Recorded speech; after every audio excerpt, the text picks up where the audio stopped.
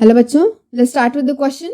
And here the assertion says that the space between cornea and the lens is called as vitreous humor, and the reason is that the space between the lens and retina is filled with vitreous humor. So let's check कि दोनों statements correct है या नहीं. तो यहाँ पे जो space cornea and lens के बीच में होता है उसे क्या कहते हैं?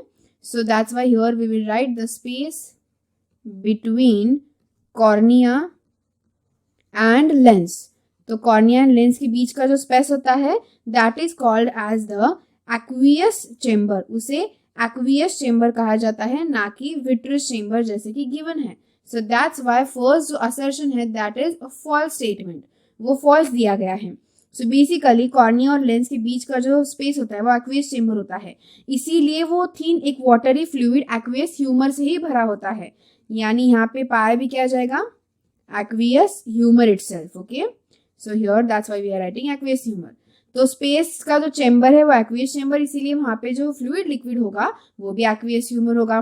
अब यहाँ पे नेक्स्ट स्टेटमेंट है कि space between lens and retina.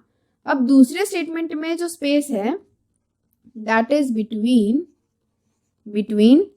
Lens and retina. तो लेंस एंड रेटिना के बीच का जो स्पेस होता है उसको क्या कहा जाता है? That is called as the vitreous chamber. उसे विट्रियस चेम्बर से ही जाना जाता है, और इसीलिए यहाँ पे जो फ्लूइड प्रेजेंट होगा उसे भी क्या कहा जाएगा? ऑब्वियसली उसे कहा जाएगा विट्रियस ह्यूमर. तो इसीलिए जो सेकेंड स्टेटमेंट दिया है वो कैसा दिया है?